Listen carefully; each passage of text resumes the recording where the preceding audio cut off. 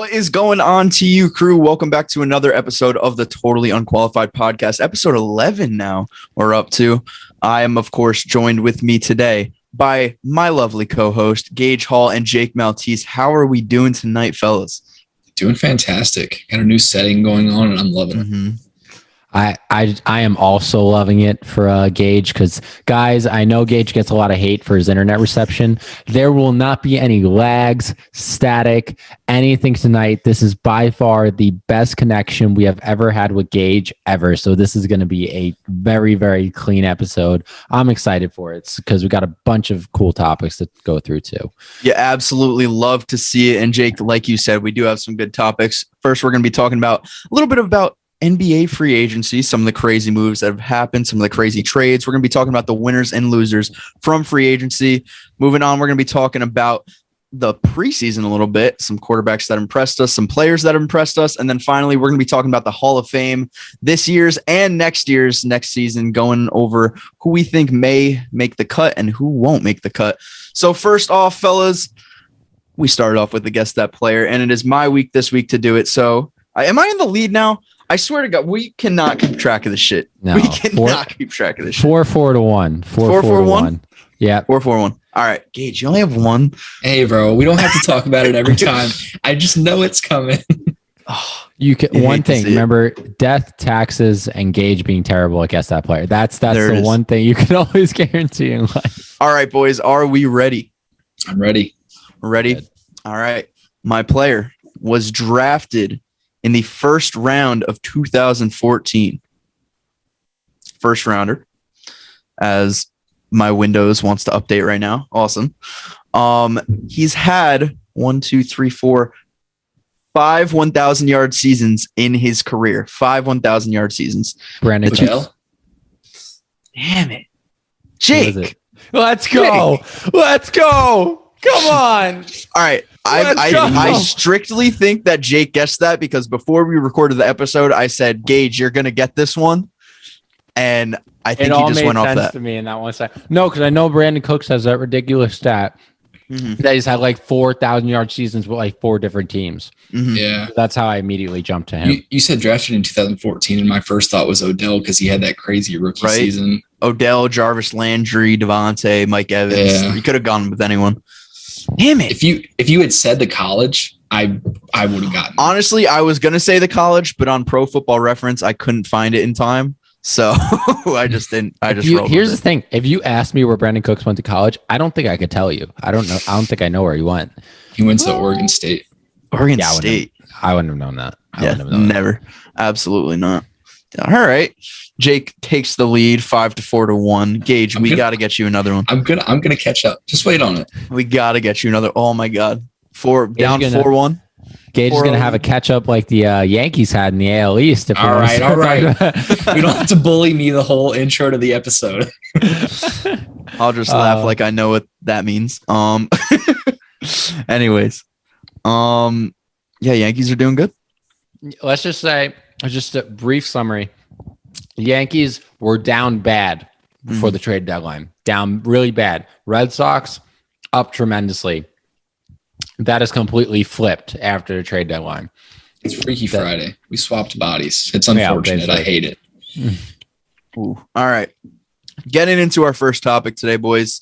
Talking about NBA free agency. It was a crazy one this year, to say the least. We still got some players that are unsigned.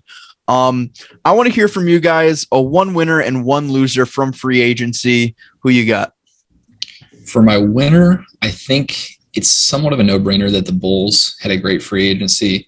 They got DeMar DeRozan. They got Lonzo Ball. And they're not on like super crazy contracts or anything like that. Lonzo Ball's like $80 million. DeMar DeRozan's on like $85 million. And then they got the GOAT in Alex Caruso for a mere $47 million. So, I mean, absolute steal of free agency right there. They're going to go all the way. And then for my loser, I think it's also a no-brainer. Dennis Schroeder. Dennis Schroeder passes up the $84 million contract extension with the Lakers. Going into this past season, then, plays pretty much like a sixth man, which I think is what he should be. Then he signs with the Celtics this season for a mere $5.9 million on a 1-year contract. So we'll see what happens, but it's not looking good for him. I like both of those. I do. I think the Bulls are going to be a top 3 seed in the East next year. I don't think many people really have high expectations for them, but I think they're a better team than a lot of teams in the East. I mean, the Pacers, the Heat, the Knicks, the Hawks, I think they're better than all of them right now. Zach LaVine, DeMar DeRozan, I almost said Nikola Jokic. Vucevic, sorry, got my itches mixed up. I think that team's going to be awesome. A lot of star power on that team. Like you said, Lonzo Ball. He's going to start for them, isn't he? I don't know.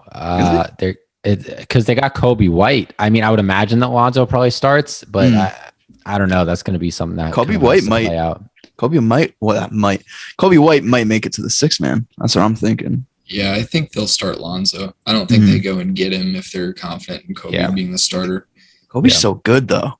He is really good. And really young too. Yeah, and I don't think they could play. I don't think either one of them could play the 2 because Lonzo's such a distributor that and maybe you could put Kobe at the 2, but I just feel like that wouldn't be the best position fit for him. So I think he would have to come off the bench. Yeah, I think LaVine's probably gonna play the 2. Yeah, and then you got LaVine there. Yeah, exactly. Yeah, DeMar at the 1, LaVine at the 2. Yeah. Yeah. All right. Yeah, that's a stacked lineup though. That is a stacked lineup. It is. They went from one of the worst teams in the East to one of the best in a mere matter of weeks. Yeah. Billy Donovan, a head coach too. That's going to be a good team, man. I'm not ready to say they're better than my Knicks yet, but that's a good team. It's okay. I don't know. We're ready to say no, I'm not accepting it. I'm not accepting it until we find Julius Randle, who in fact is still missing people. We need to, get his name out there. We're still looking for him in New York. We're very worried. We need a soundbite for that. Julius Randle check. Yeah, I know. Julius Randle check. Julius Randle alert. If we ever put out merch, it needs to be where's Julius Randle? Freaking where's Waldo or whatever.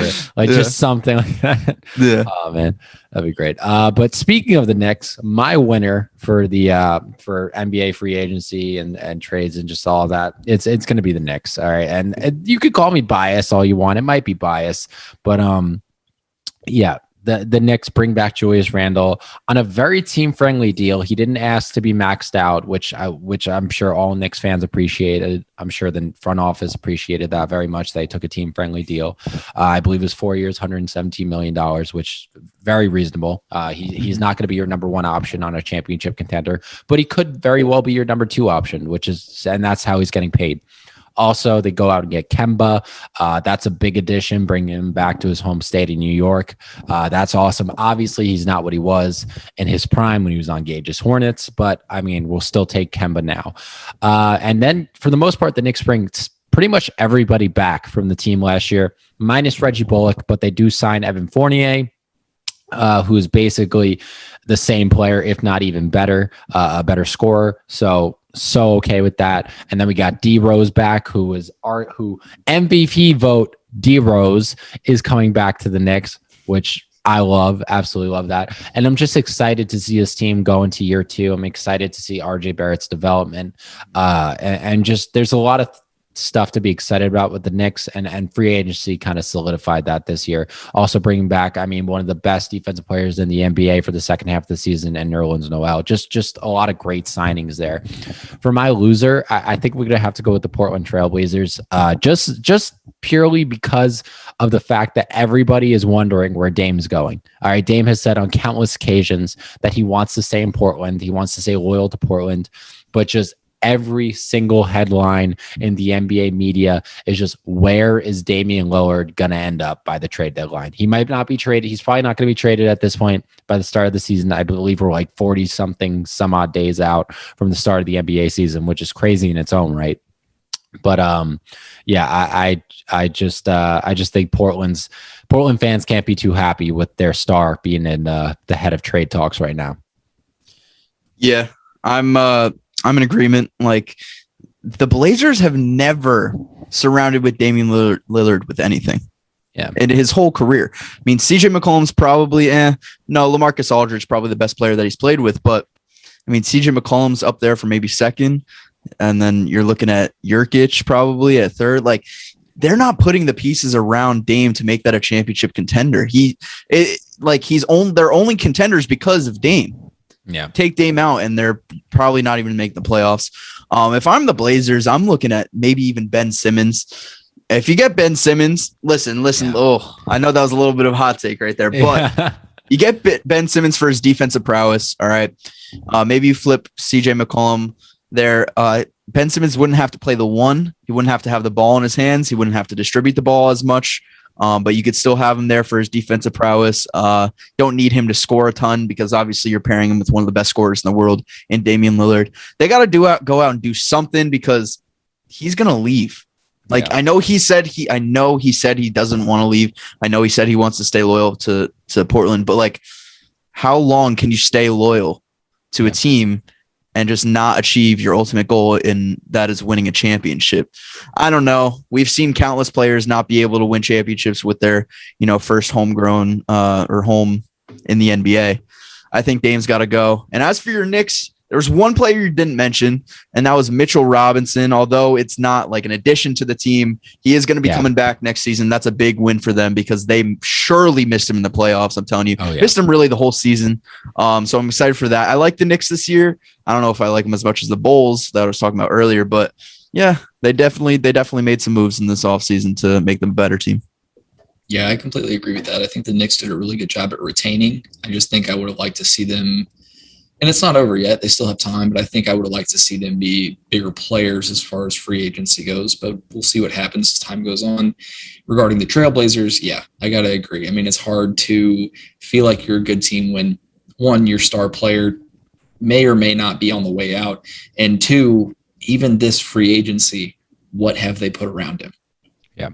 The only reason they're in this situation right now is because he doesn't have anybody around him to really help him out and take him to that next level. In this free agency, they are still not big players whatsoever. They haven't added anybody significant that I'm aware of.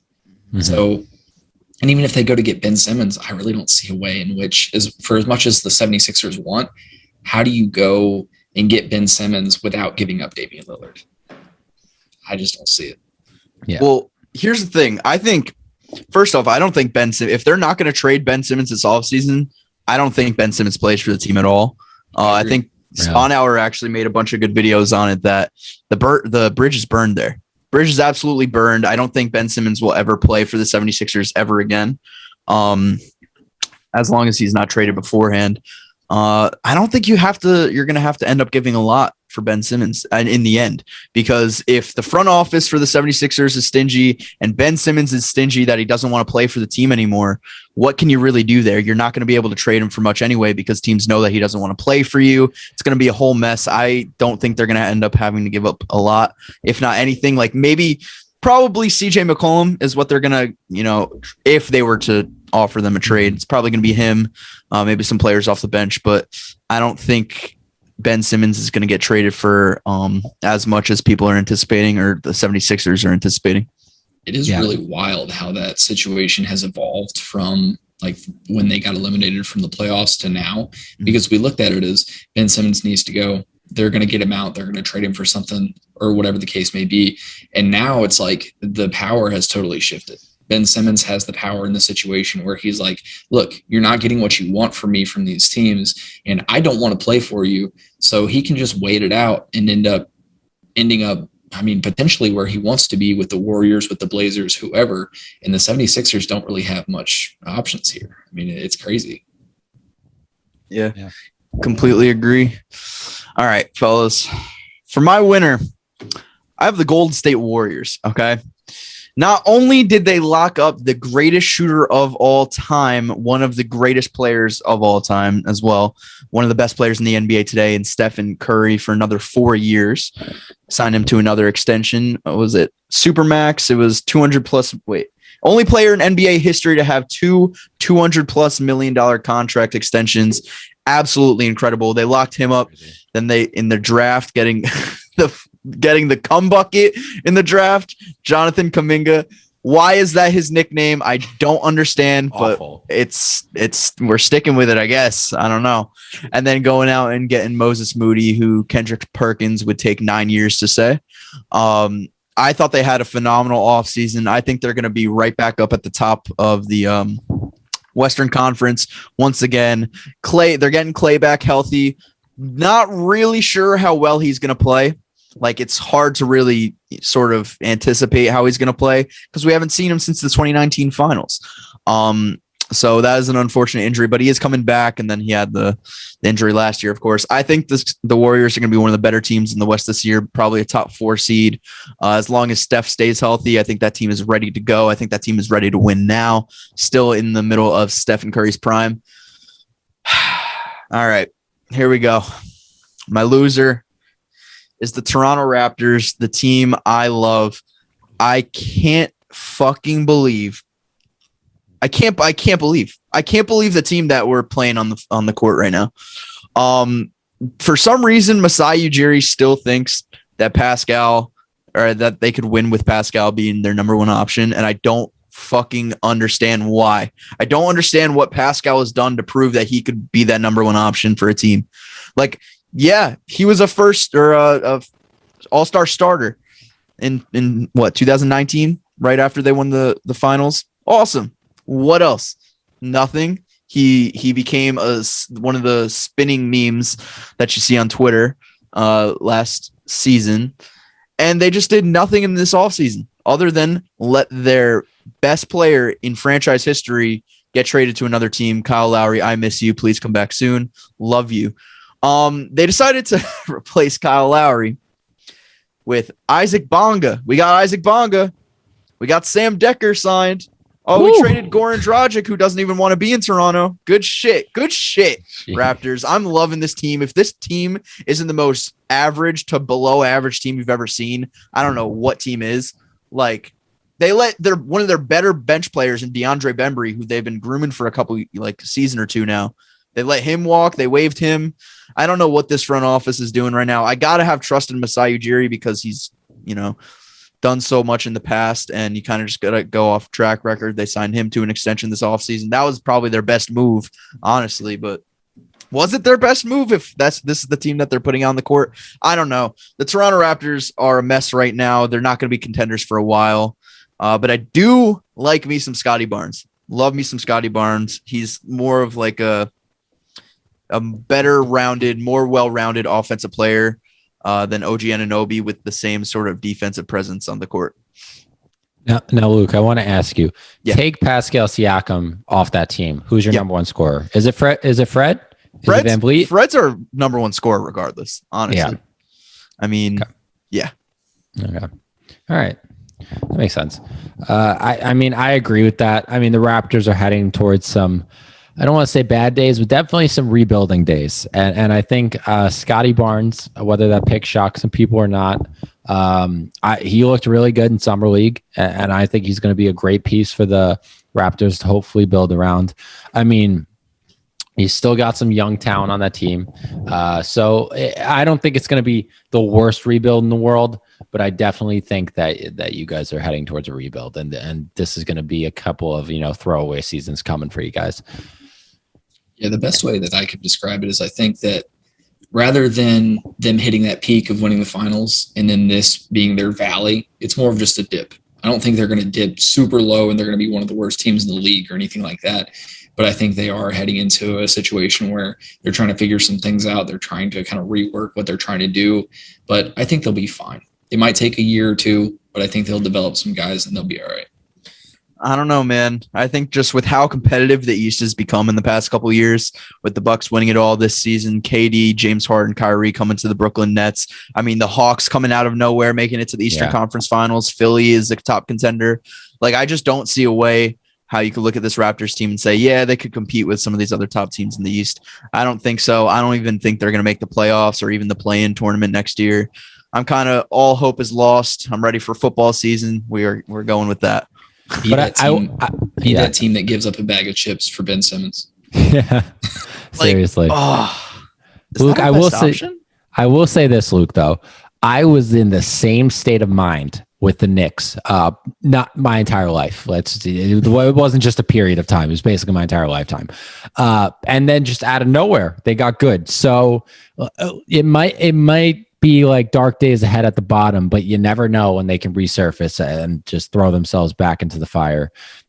Listen, that ring in 2019 was all I needed. Yeah. Like if you win a championship, as a fan, you have a minimum 3-year window where you really just cannot be mad at the team. Yeah. And I'm not like mad at the team per se. I'm just a little frustrated with the team that we're putting out on the court, considering how fucking great we were 2 years ago. But then again, we did lose a lot of people. I don't know. I don't have anywhere to complain because we've won a championship recently, but that's 3 championships ago now, 3 years ago now coming up. Yeah, so that's crazy. We'll see. That's crazy. Right. As a Hornets fan, I live in mediocrity. So, hey, but Melo, we're heading in a very good direction. And LiAngelo, the ball bros. I haven't talked about my team at all, so I guess we'll touch on it a little bit while we're on the subject. Yes, LiAngelo looked very good in summer league. I wouldn't mind I wouldn't mind if we signed him. Supposedly they're interested in potentially offering him a contract, so we'll see how that goes. If it does happen, I think that he'll likely be part of the second team. He could potentially be our 6th man, which I have no problems with. I think he'd be good in that role. Another thing, we just signed Terry Rozier to like a $80 million extension. Wow. Which I don't. Yeah. I didn't like it. Not happy with it. No, not thrilled. But I guess after letting both Malik Monk and Devontae Graham walk, we were kind of limited in our options there. But we'll see what happens. I'm excited. Like, this is what I kind of think about LiAngelo Ball. I think a lot of people have thought over the past couple of weeks and seen what he's done in summer league. They're thinking that he earned a spot in the NBA.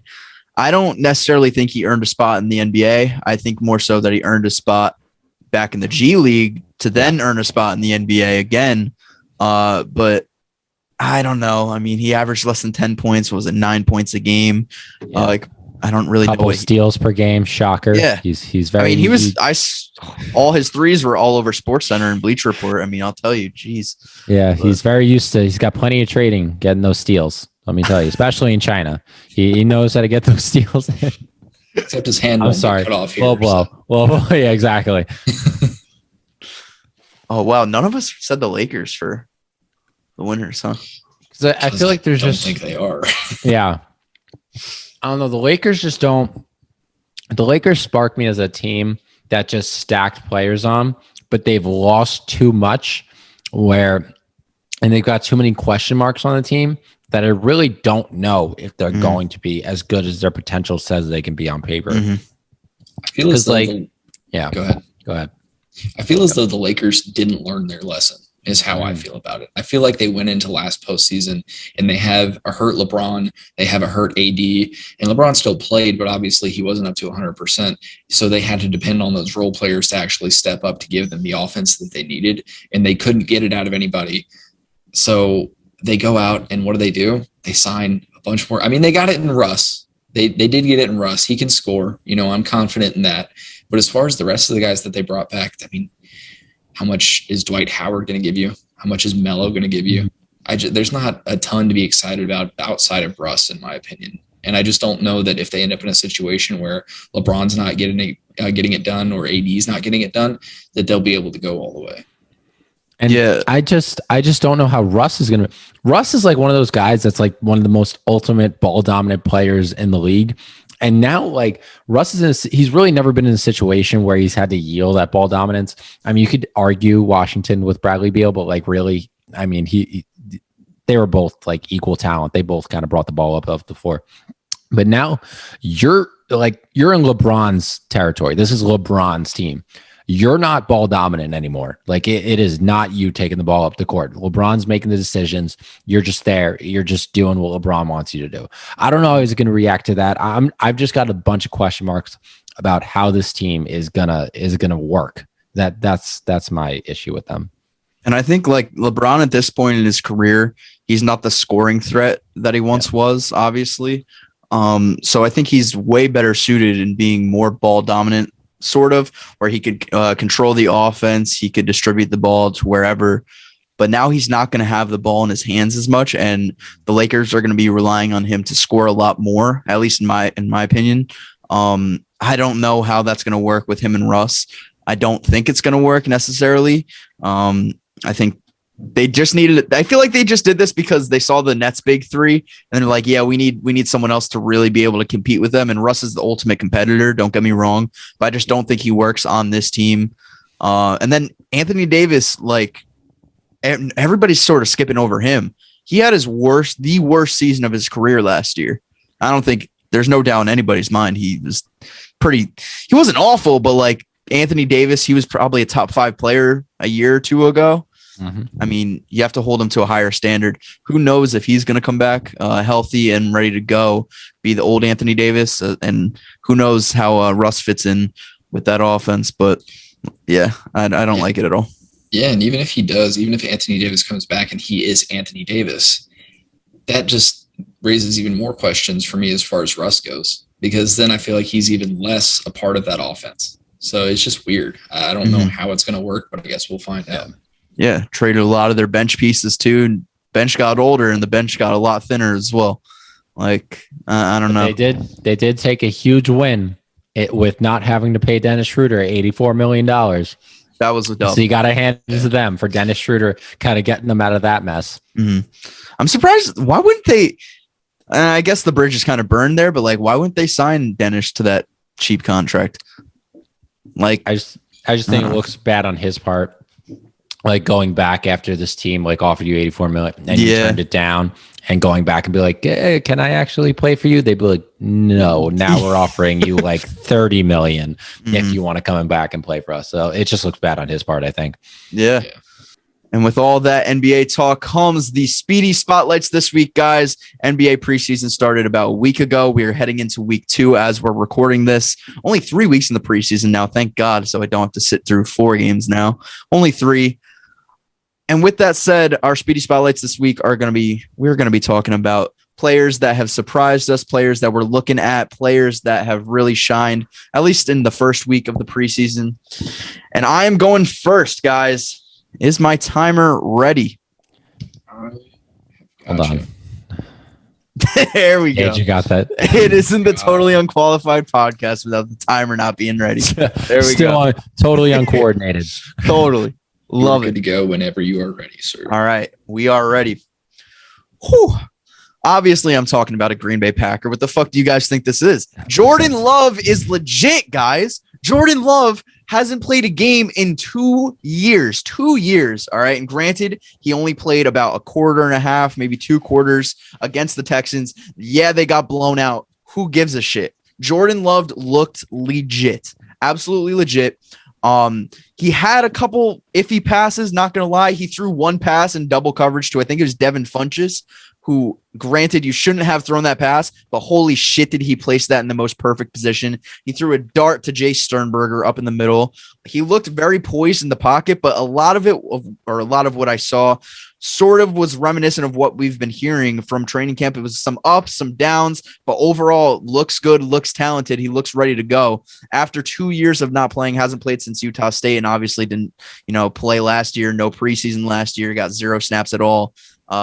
He looked good. I'm very excited for him. I'm very excited for the future of this team. Did get injured though. He injured his shoulder. He's not going to be playing this weekend. He's been taken out of practice for the past week. It was on a strip sack fumble, but hopefully he comes back 100%. Who knows if we see him this season? Maybe Rodgers gets injured. Oh my God, cross my fingers, knock on wood. Let's not have that happen. I don't even know why the fuck I'd say that. But oh man, I am excited for Jordan Love, guys. He looked good in this first preseason game. And that's all I really have to say. He just looked good. 1 minute and 29 seconds. Holy shit, let's go. Wow. Let's go. There it is. Starting off good. How are you guys feeling about Jordan Love? He looked a lot better than I thought he would. Not that I thought he was going to look like absolute trash or anything like that. Yeah. But after sitting for 2 years behind easily one of the best quarterbacks in the league, one of the best quarterbacks of all time, I would hope that he learned a thing or two, and it definitely seems that way. So I think that he's ready to take the reins whenever Aaron Rodgers decides to move on. Yeah, that's pretty much all. He definitely impressed me. Because the reports coming out of training camp were troublesome, especially last year. This year they haven't been as bad, but he definitely made a lot of good throws. You could definitely see that he's improved significantly, at least since his first year in Green Bay. Also, guys, we're pushing this nickname out. Air Jordan, H-E-I-R Jordan.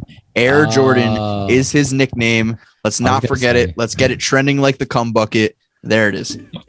I was gonna say, I think Air Jordan's already taken. If I can, if I'm not mistaken, Air Jordan, not by Air somebody. Jordan. Heir to the throne. Heir to the throne That's of such a Green Bay sick quarterbacks. That's awesome. That's pretty dope. I like Shout that. out whoever I stole that from on Twitter. That was a good nickname. Whoever you are, Yeah. shout out to you. Good for shit. coming up with that random person. Mm-hmm.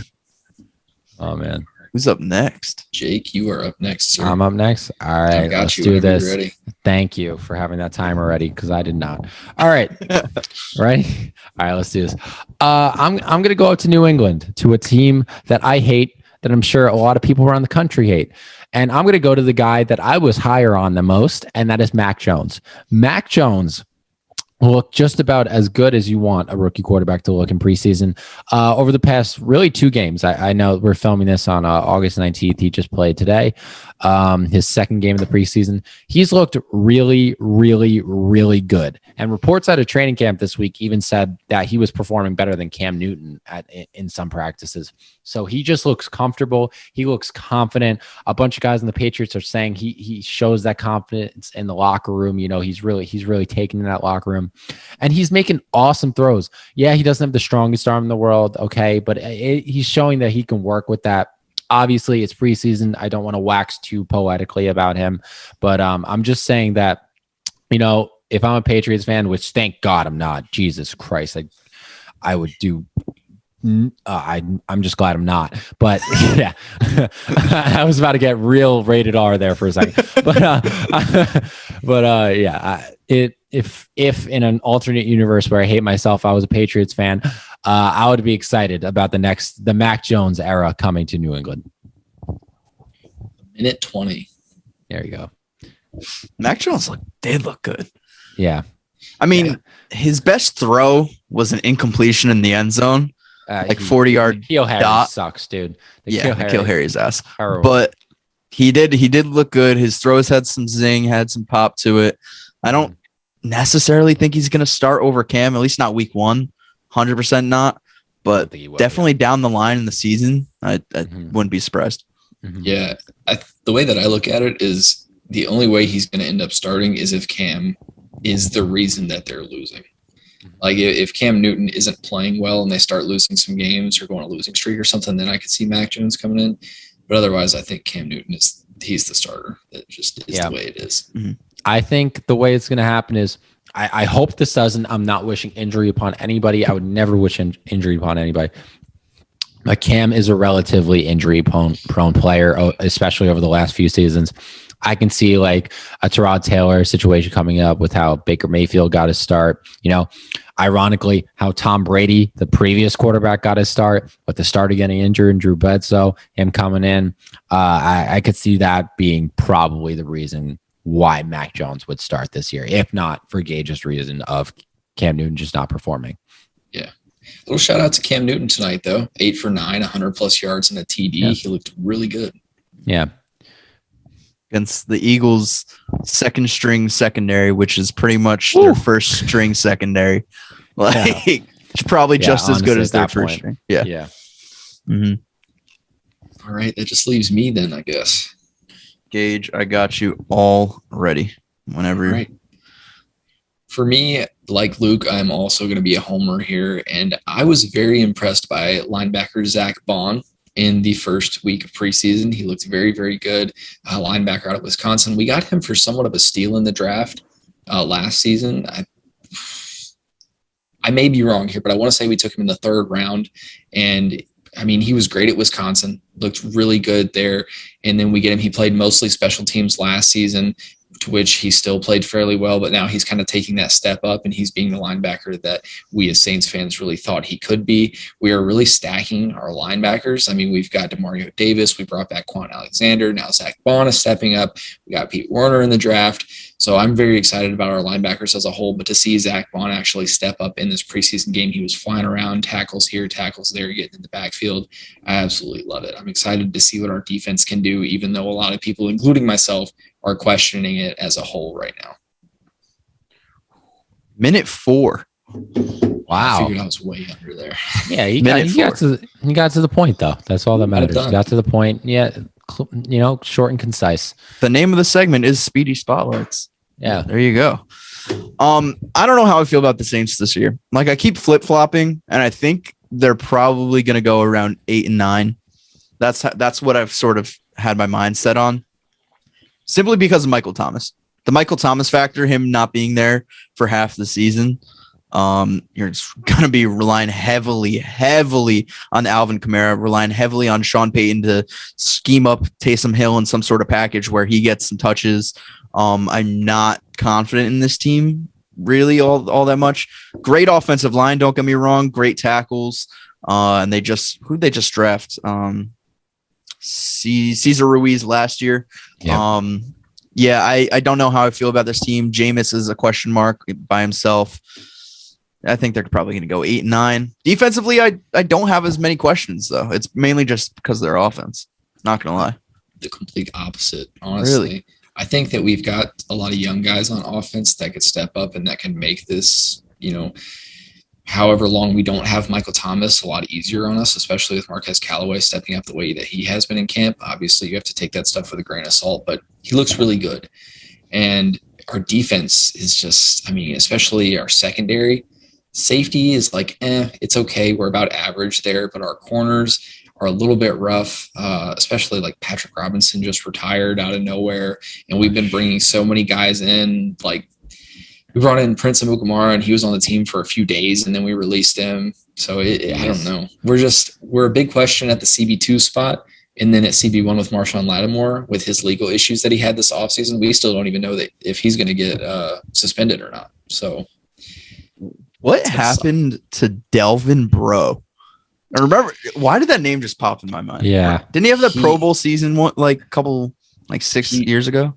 He was good for us for a time, but he was very injury prone. He was constantly on and off the field. He had back issues before he ever came to us, which I think kind of lingered. And then he dealt with a lot of concussions and stuff like that as well. And it just got to the point where he was off the field more than he was on it. So we were just ready to move on. All right.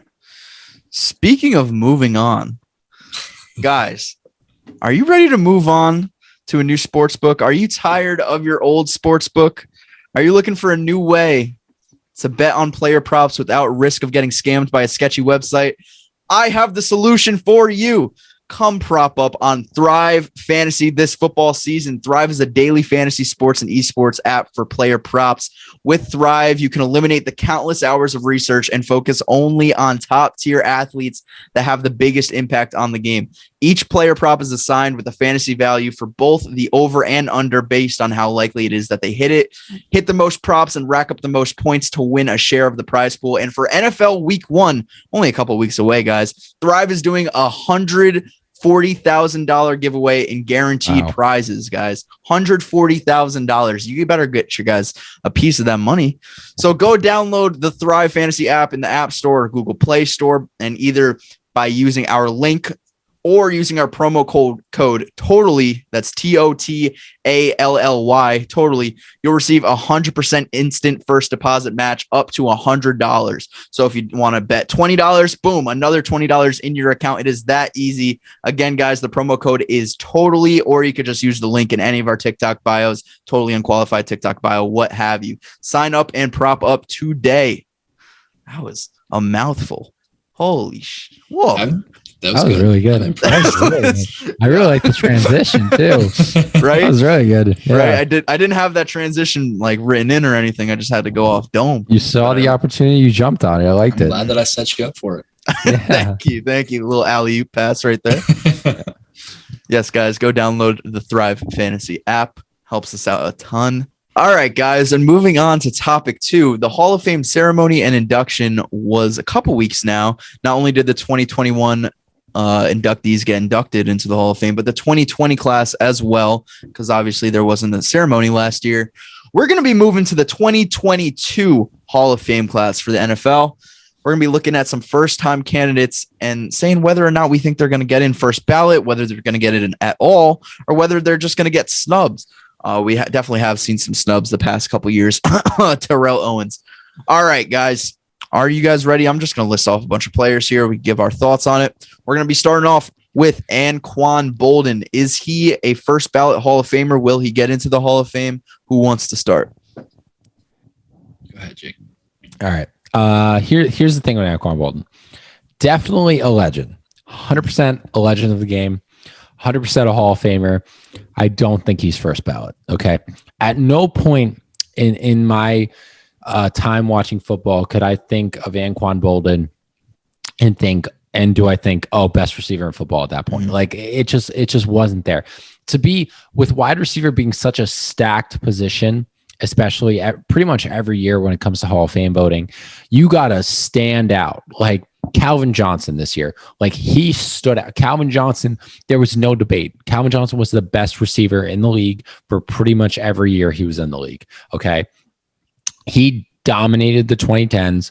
It was always who's number 2 behind Calvin Johnson. That was the discussion when Megatron was still playing. So if you're not that caliber of player, if you're not the Randy Moss, the like just the ultimate, like no debate best receiver in the league, I don't think you're a first ballot receiver. That's the same reason why Terrell Owens should have been a first ballot Hall of Famer, as he was in that conversation for one of those guys. It was, Terrell Owens, best receiver in the league, like at this point in the NFL. So with Anquan Boldin, I can't think of a period of time where he was that. He was more of a possession receiver, much more of an under the radar guy, if you kind of want to call him that. But he was an awesome receiver, definitely a legend of the game, definitely a Hall of Famer. I just think it takes him a few years to get in. Yeah, I agree with that completely. I mean, great player, fantastic player. I think that he'll get in eventually, just not first ballot. 9th all-time career receptions, 14th all-time in career yards. So I think that he's definitely got the statistics to eventually get him in. I just don't think he's one of those guys that you can put him in that conversation immediately to get in without a second thought about it. Yeah, we got to stop all agreeing on the same thing. We need some more controversy in this podcast. But like I can't disagree with you guys. Like he's definitely not first ballot. Let's get that out of the way. Definitely not first ballot. He doesn't really have, all right, Super Bowl champion, yes. 3-time Pro Bowler, yes. Offensive Rookie of the Year in 2003, yes. Other than that, really no accolades. I mean, he's finished top 5 in receiving yards, top 5 in catches for a few seasons in his career, but never really the best receiver in football, never really a top 5 receiver in football ever in his career. I mean, maybe arguably, but I don't know. That 2000s run was awesome. No, definitely not a first ballot Hall of Famer. I like you guys. I'm in the same boat. I think he's probably going to get in eventually. But if Terrell Owens is the standard and he doesn't get in for 3 years, 2 years, although a lot of it has to do with off the field issues and on the field antics, the standard is there. You cannot put Anquan Boldin in, I guess, in less time than it took for you to put Terrell Owens in the Hall of Fame. Absolutely not. Yep. They hate to love to you. Yeah, right. I mean, we're gonna. All right, quick. Chad Greenway, Hall of Famer, because we could kind of skip over this one. No, next. I mean, somewhere Vikings fans are crying right now. He's a Hall of Famer. Mm-hmm. Yeah, he had one season where he led the league in tackles, and that was the extent of it. I think he was a 2-time Pro Bowler, and that's about it. So no, not Hall of Famer, not getting it in. Give me Blake Martinez as a better Honestly, Hall of Fame candidate than Chad Greenway. Hot take. Yeah. Hot take. Honestly. Sped, post that shit. Sped, put it on the Instagram. Put it on the gram. Large quotes. Blake Martinez is more of a Hall of Famer than Chad Greenway. Vikings fans' heads would explode. Mm-hmm. Give it to me. It'd just be like, you didn't watch him, you fucking Packers fan. Give it to me. All right, guys, from one receiver, or we were just talking about a receiver, to another. Andre Johnson, first ballot Hall of Famer or not? What do you guys think? That's tough. I'll take this one first, I guess. Yeah, go. I don't think that he's first ballot, not because he doesn't have the stats and stuff to be first ballot, but because I think that he'll get passed up for other guys that are in this class. We'll get to one of them a little bit later, but there's another guy that got passed up last year that I think will likely make it. well, really, it could be one of two guys. They passed up on Torrey Holt. They passed up on Reggie Wayne, and I think one of them gets in this year because of that. So I think that takes up a spot, and then another guy that we'll get to, who I will not name just yet, will take up the other spot. But Andre Johnson is a Hall of Famer for sure. He'll likely get in probably next year, maybe the year after, but I don't think he gets in this year. Yeah. This one was tough for me because I really had to think about it. But going off of that TO standard, and also right now the Torrey Holt standard, being that, you know, Torrey Holt was in that same conversation of maybe not ever the best receiver in football, but always top 5 when he was in the league. Always. That's kind of what Andre Johnson was. You can argue that maybe he was the best receiver in the league at some points, but he was guaranteed always in the top 5 conversation whenever you were talking about top 5 receivers during the 2000s and even into a little bit into the 2010s. I mean, at this point, probably still the best player in Texans history. You can make the JJ Watt argument, but I think there's nothing like, you know, Andre Johnson. I know JJ Watt's like really, really good, but Andre Johnson was there since the beginning. Okay, he was one of the I think he was the second player ever drafted, you know, second first round pick ever in franchise history. But yeah, I think he gets in second, third year. I don't know if he's going to be a first ballot Hall of Famer just because, again, of how stacked the receiver position is. I do think they put Torrey Holt in this year or going to next year. But yeah, Andre Johnson, a stud. I know he's a little old for some of these young guys now. If you get the chance, go and watch Andre Johnson highlights in his prime. You're going to understand why. He was better than DeAndre Hopkins in his prime. I'm ready. I'm saying that. Like, you can give me shit about it. It's true. It's the truth. He was better than DeAndre Hopkins in his prime. I probably pissed off a bunch of 12-year-olds with saying that, but go back and watch Andre Johnson highlights and you will understand what I'm talking about. Yeah, absolutely. JJ Watt is the greatest Texan of all time. It probably goes like JJ Watt, Andre Johnson, Brock Osweiler, DeAndre Hopkins, something in that order. Yeah. Something like that. Something around there. Let's just continue isolating entire fan bases this entire episode. First the Vikings, now the Texans. Let's go. I'm out for heads tonight. All right. If you're not putting Anquan Boldin in first ballot, you cannot put Andre Johnson in first ballot because they virtually had the same exact career.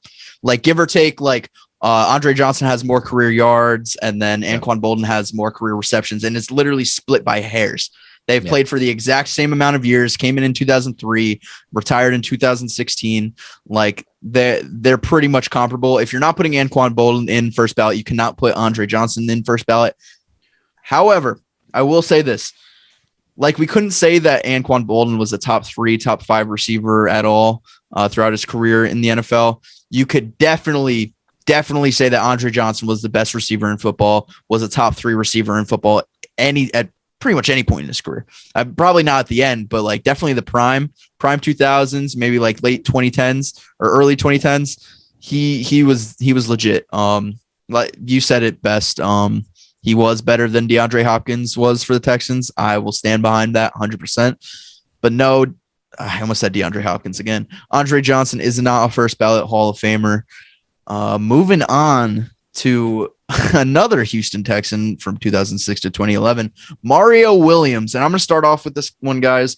Mario Williams is not a Hall of Famer. All right. Not a Hall of Famer.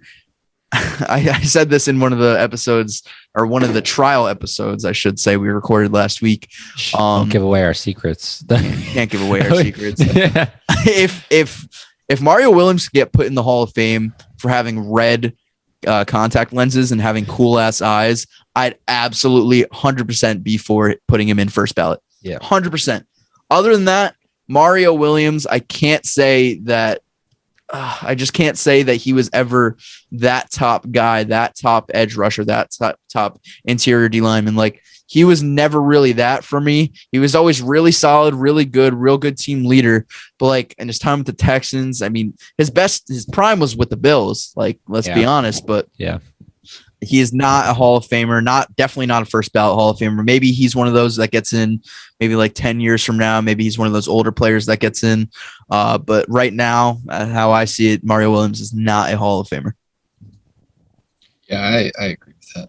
The only thing that I can give Mario Williams is, fun fact, he grew up he's from about 15 minutes from where I grew up. So that's the only good thing I have to say about him, really. Yeah. But no, not a Hall of Famer. And like you said, maybe he gets in some point down the line where they're like, well, let's just add in another guy just because. But yeah, outside of that, no. Yeah. Mario Williams was intimidating as fuck. Like that, I cannot imagine being an offensive lineman staring across the line of scrimmage and just seeing a man who's like foaming at the mouth with red contact lenses just staring at me. I would shit my pants. I think that's exactly what I would do. But Mario Williams was a freak of nature talent, super talented player, especially coming out of UNC. But just, I mean, dude, like you can't be a Hall of Fame DN to not have over 100 sacks. I'm sorry, you just can't. I would agree with Gage on this one. Maybe he gets in the Hall of Fame, just as kind of like a throw-in player, like decades down the line, like maybe even like, dare I say, a posthumous player, like he gets in after he passed away, like down the line. But like, I just don't see it with Mario Williams. He was awesome talent, one of the most talented players on the field when he was playing the NFL, when he was in his prime.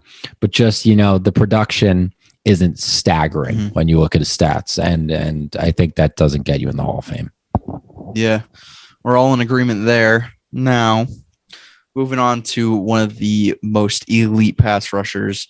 And I want to correct myself because I know UNC or North Carolina State fans are going to get pissed at me. Yeah, okay. I got the wrong North Carolina school. He went to NC State. I'm sorry. I apologize, UNC and NC State fans, okay, for mixing that up. There it is. Moving on to another elite pass rusher of the 2010s, of the 2000s, we have DeMarcus Ware. Where do you guys stand on DeMarcus Ware? Yeah, 100%. He's a Hall of Famer. I don't think this is a discussion. First ballot. I'm gonna say it's tough if he's first ballot. I'm gonna say yes. Because he was definitely one of the best pass rushers in the NFL during his prime, and even after his prime, really, when he was on the Broncos, because he wasn't really in his prime when he joined with the Broncos towards that Super Bowl run that they had. I would say that he does get in first ballot. I think of all the guys that are eligible for the first time this year, he's probably the most likely, honestly. Yeah. I mean, 9-time Pro Bowler, and I think 4-time All-Pro, I want to say. And he led the league in sacks twice. So, I mean, he was a generational type talent, great player for 2 different organizations, and I see him getting in for sure. 100% a first ballot Hall of Famer, no doubt in my mind. 9th all time in sacks and career sacks. Like you said, led the league twice in sacks. He led the league one year with 15.5 sacks, led the league in sacks. And then the next year, he had 19.5 sacks and did not lead the league, which is kind of crazy stat on PFR that I just saw. DeMarcus Ware, like you said, was great for 2 organizations. That's really the true tell of a great player, when they could win, when they could do it at a high level for 2 organizations, not just the one that they started with. Look at Tom Brady, for example. DeMarcus Ware, absolutely a first ballot Hall of Famer, no doubt in my mind, one of the most feared pass rushers of the 2000s and 2010s. Moving on, we are going Steve Smith Sr., one of the premier trash talkers in NFL history. How you guys feeling? Yeah, I think Gage needs to take this one as the Carolina native. Yeah, I think he needs to take this one first. Following up on what I was saying earlier about Andre Johnson, I feel like Steve Smith is the guy that ends up pushing him out. And that might be a little controversial to some people because it could really kind of go either way, because technically Johnson has him beat in both Pro Bowls and All Pros. He's got 2 more Pro Bowls and 1 more All Pro. But Steve Smith, out of all of the guys that are eligible for the Hall of Fame this year, has the most receiving yards out of any of them. And his other stats also stack up just as well. So I feel like partially because of the stats and partially because of narrative, and I feel like Steve Smith was a more popular player during his time, probably will edge him to get in. Plus, I think that, and this is going to kind of get off topic a little bit, but I think that Sam Mills could potentially get in this year, and I think that that'll also be a narrative that the two Panthers players or two of the biggest Panthers players of all time get in at the same time. Mm-hmm. So basically what you're saying is the Panthers are guaranteed to be playing in the Hall of Fame game next year. Is that what you're with two Panthers being in them being yeah. So okay. So Steve Smith, if you were to put me, gun to my head, who do I want as a receiver in their prime, Steve Smith or Andre Johnson? Honestly, I'm probably going to pick Andre Johnson, but Steve Smith, he was in the same situation as Andre Johnson. Really, I mean, they both really didn't have the best quarterbacks throughout their careers. Steve Smith did get to a Super Bowl, but he did not end up winning that Super Bowl, as the soon-to-be GOAT ended up beating him out in that one, and Tom Brady. But Steve Smith, I do think this is a slight exception to where his talking and his trash talk helps him in his Hall of Fame argument. Because like when you think of Steve Smith made like trash talk, like I don't want to say he invented it in the NFL, but like he made it a thing. Like everybody knew, like Steve Smith. A lot of people, aren't always like, we got to ask NFL players once, and sometimes we're surprised at who's the best trash talkers in the NFL. Everybody knew Steve Smith was the best trash talker in the NFL, and he was gonna intimidate the fuck out of you when you were standing across the line with him, because he wasn't physically intimidating, so he had to do it somehow. But yeah, I would argue that Steve Smith definitely is a first ballot Hall of Famer, just because of his longevity, of how good he was. Because Andre Johnson really wasn't the same player when he was on the Colts, when he was on the Titans, like at the end of his career. Steve Smith, like pushing the end of his career, was still like putting up 800, 900-yard seasons. So I would say Steve Smith is definitely a first ballot Hall of Famer. I think he's gonna get in the Hall of Fame as a first ballot. I don't necessarily think that I would have him be a first ballot Hall of Famer. I think him being part of the NFL media and him being a big, bright personality, you see him on Instagram all the time, he's part of the NFL Network, I think that actually helps his case to get into the Hall of Fame, and I think it actually helps it out a lot more than people would think. But it's the Terrell Owens thing. Yeah. Like, I'm looking at his stats right now, and you said it. You just said it before. Who would you take, Andre Johnson or Steve Smith? I would absolutely take Andre Johnson, and I wouldn't even think twice. Steve Smith, all-time great player. Like I said, all-time great trash talker. I wouldn't put him in first ballot Hall of Fame. I wouldn't, but I think he's going to get in, not simply just because of the fact that he's part of NFL media. Obviously, he's had a great career, but I think that helps out his case a lot. I mean, he led the league in 2005 in catches, both catches, receiving yards, and receiving touchdowns. He's the last Triple Crown receiver to do that. And that was in 2005, I said? Yeah, 2005 Pro Bowl, first team All-Pro. I don't think he's a first ballot Hall of Famer personally, but I think he is going to get in. Now, we got two more players left on this, guys. Robert Mathis, Colts legend. Yeah. First ballot Hall of Famer or not? I don't think so. I think he's an eventual Hall of Famer. I think he definitely he will get in at some point. But I think he's going to have to wait a little bit. Definitely a very important part of that Colts Super Bowl team that went to the Super Bowl with Peyton Manning. But yeah, he's going to have to wait a little bit. I don't think he's that, DeMarcus Ware, a pass rushing, that JJ Watt, those are the guys that got in first ballot. Mm-hmm.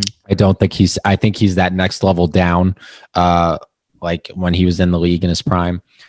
So I don't think he's a first ballot, but that's not taking anything away from him. I think he will eventually get in. He's definitely a Hall of Fame player.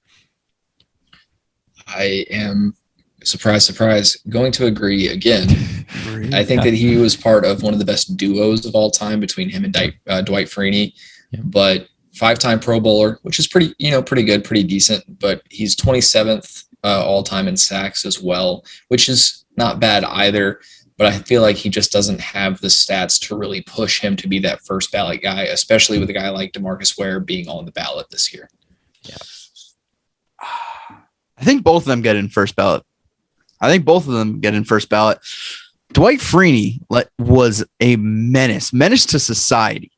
No, I shouldn't go that far. Definitely menace to the entire NFL.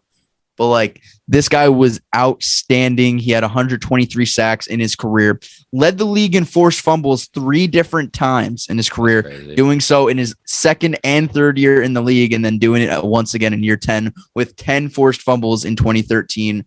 First team All-Pro, Pro Bowl that season. Fell off after his Achilles injury. What was that? 2014. Tore his Achilles, missed the entire season. Wasn't really the same after that for the Colts. But you want to talk about Colts legend? That is Robert Mathis. I think he gets in first ballot. I feel like it's sort of maybe, I don't know. I don't know why I'm like more favorable towards, I guess, pass rushers getting into the Hall of Fame. And I kind of just bring all the wide receivers back to like the Terrell Owens factor. Maybe I shouldn't do that. But like, I think if you put DeMarcus Warren, while I think he was a better pass rusher and a better player than Robert Mathis, you probably got to put Robert Mathis in as well. We're going to end up being wrong about a lot of these guys. We're probably going to watch all of them be first ballot Hall of Famers. Yeah. Hopefully not. Chad Greenway, first ballot. Yeah. Hopefully not him. Hopefully not this guy either. The last player on this list is Tony Romo, guys. Oh, geez. Tony Romo is not a fucking Hall of Famer. No. Absolutely not. No. Absolutely not. He's not first ballot. He's not second ballot. He's not 55th ballot. I don't give a shit. Tony Romo is not a Hall of Famer. You think about Tony Romo. And you think about about the Cowboys fans. Yeah. Love it. You think about Tony Romo. I think about more downs than I think of ups. Okay. Yeah. Was never really that guy in the postseason. He had that tremendous season in 2014, led the league in passer rating, went 8-0 on the road, and then Dez didn't catch it. Haha, throw up the X. That's an L. Like, I don't think Tony Romo is a Hall of Famer. You think his most memorable moment is probably that failed field goal snap against the Seahawks. Absolutely. A lot of it has to do with injuries. He was injury prone, probably maybe the most injury prone like star player in the NFL ever. Yeah, he's the textbook. He's the textbook case of injury proneness in the NFL. Absolutely. Absolutely. I don't think Tony Romo is a Hall of Famer. I really don't. I think he was a great player. I think he was a great personality. Hall of Fame commentator. Give me that all day. Yeah. Hall of Fame commentary. Absolutely. If you're putting Joe Buck in the Hall of Fame for commentary, put Tony Romo in there for that as well. Can't put him in the Hall of Fame for his quarterback play. I'm sorry. I know I'm going to piss a lot of people off. I know everybody loves Tony Romo. Tony Romo is not a Hall of Famer. Done. Close case. Yeah, I like that. I completely agree as far as the commentary goes. I think that obviously he's got a way to go. He's still young in that part of his career. But I do think that if he sticks with it, he could really be the next Troy Aikman as far as sports commentary goes. Which is funny, being that they're both Cowboys and how they go from that. But I don't know. If he doesn't leave for the PGA Tour, I think that he does that for sure. It's crazy. He's a crazy good golfer, by the way, if you didn't know that. No, he's like insanely good. He's insanely good at golf. Which pisses me off. Why are so many NFL players so damn good at golf? But that's besides the point. No, Tony Romo is not a Hall of Famer. He isn't now. He won't be ever. It is what it is. Cowboys fans, the door is wherever in your house. Find it. Yeah. If Tony Romo makes the Hall of Fame, then that just shows the world how much pull Jerry Jones has in that Hall of Fame committee. Because we all know that would be the only reason Tony Romo would ever even be considered for the Hall of Fame would be because of Jerry fucking Jones. Okay, that's it. Yeah. And listen, is Tony Romo in the Cowboys Ring of Honor yet? He will be. I don't think he is yet. I think he will be. He will be. Yeah. He definitely will be. But yeah, Tony Romo, he had the talent to be a Hall of Fame quarterback. I'm not disputing that because we saw when he stayed healthy how good of a quarterback he was. He was a top 5 quarterback in the league when he was healthy. But he just wasn't. He wasn't healthy enough. Like Luke, you said it best. There are more downs than ups when you think of Tony Romo. When I hear Tony Romo as a player, I just think injuries. I think injuries. I don't think of the 2014 season. Mm-hmm. I think of barely any playoff appearances, barely any playoff victories. I think of all the injuries. I don't think of enough good. Tony Romo was a super, super talented quarterback, one of the best undrafted players of the Super Bowl era of all time, really. but he's a Cowboys legend. His name should not even sniff the Hall of Fame unless it has commentator next to it. That is the only way Tony Romo should ever be considered for the Hall of Fame. And yeah, in terms of golf, I mean, athletes have enough time in the off season where they're not doing much. I guess that's where they all get good at golf, because Michael Jordan is notoriously known for being like on the Dream Team tour in like Europe when they were doing that. Like he would get up at like 4 a.m. with the head coach of the Dream Team and they would just go play 18 holes, like, which is insane to me. I mean, these athletes, when they love golf, I've played golf before. I suck at it. I don't get how it's that hard, dude. It's so fucking hard. I respect the hell out of it. I don't get how addicted people are to it. God bless them, and God bless Tony Romo for showing us how athletic he is to be able to just, be a maybe PGA Tour good enough golfer. But Tony Romo will be sniffing the Hall of Fame for other reasons other than being a NFL quarterback. Yeah. I feel like the quarterback position has to be held to a higher standard when thinking about the Hall of Fame, because if you put Tony Romo's name in there with some of the greats, like it just doesn't add up. And I feel like that's a little bit discriminatory towards a position, but it is what it is. It's the most important position in all of sports, not even just football, in all of sports. Maybe pitcher, maybe, but like, yeah, he just isn't a Hall of Famer. You can't hold him to like Peyton Manning's resume, for example, who just got into the Hall of Fame this year. Like you just can't. It's not comparable at all. Tony Romo has just as many 8-win seasons as he has Pro Bowl appearances. Like that's what he's known for. 8-8, 8-8. Tony Romo. There it is. Tony Romo. He's not a Hall of Famer. If Dak Prescott has a great career and he gets in the Hall of Fame, I feel like Tony Romo can kind of split that with him, considering his injury proneness is what got Dak to where he is. Yeah. So does that mean Drew Bledsoe can get a little asterisks on Tom Brady's induction into the Hall of Fame? Can we just think about that for a second? If Mo Lewis never hit Drew Bledsoe, like, would we know how good Tom Brady is? Would Tom Brady have been traded by the Patriots for somebody else?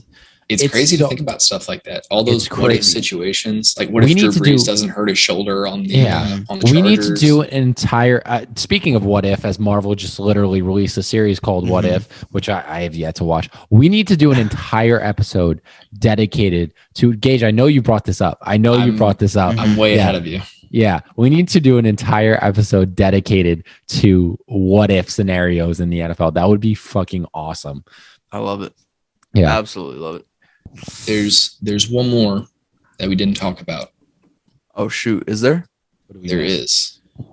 Devin Hester is a first ballot Hall of Famer and will be the fourth special teamer to ever make the Hall of Fame, in my opinion. I don't think that he should make it listed as a receiver.